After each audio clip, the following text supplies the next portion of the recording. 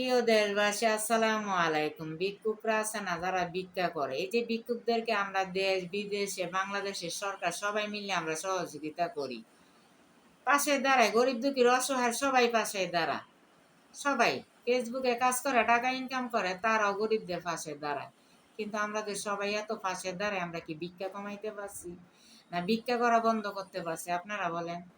ভিক্ষা তো একটা জঘন্য কাজ, নিকৃষ্ট কাজ। তাহলে ভিক্ষাগুলা কি কারণে করে? যদি ভিক্ষাই করে তাহলে ওদেরকে আমরা সহযোগিতা করে লাভটা কি? ভিক্ষা করলে তো আমাদের বাইরের দেশে আমাদের সম্মানগুলা কমে। আজকে যদি ওরা বুঝতো, ওরা যদি ভিক্ষা না করতো, তাহলে দেশের সম্মান একটু হইলেও বাড়তো। ওরা তো এই জিনিসটা বুঝেই না। দেখেন, অনেক মানুষ কিন্তু সুস্থ, তারা ইচ্ছা করলে কিন্তু কাজ করে খাইতে পারে, কিন্তু তারা কাজ করে খাইবে না, তারা ভিক্ষা করে খাইবে। কেন? ভিক্ষা করাটা একটু সহজ কাজ। এরা রক্তের সাথে মিশে গেছে গা, ওরা টাকা ইনকামে নেশা বেড়ে গেছে, এই জন্য এরা ভিক্ষা ছাড়তে পারে না।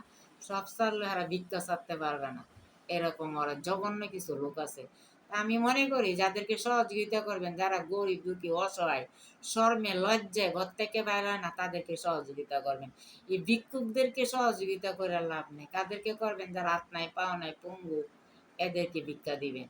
এই যে ভালো সুস্থ যেটিরে দেখবেন, এটি তো দেশের সম্মান ডুবাইতেছে, ওদেরকে ভিক্ষা দিয়া লাভ আছে?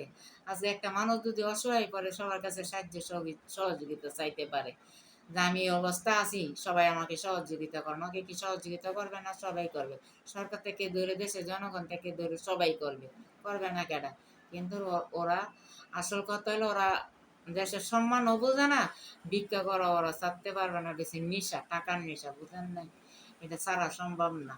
এই দেশের মানুষগুলাই এমন, বুঝছেন? নিজের দেশের সম্মান এই দেশের মানুষ বুঝে না, যে ভিক্ষা করলে আমরা বাইরের দেশে কতটা ছোট হয়ে যাই। দেখ, সবাই ভালো থাকবেন। আমার ভিডিওটাকে লাইক সাবস্ক্রাইব করে দিবেন, আর কমেন্ট করে অবশ্যই জানাইবেন ভুল ত্রুটি হইলে। সবাই ভালো থাকবেন।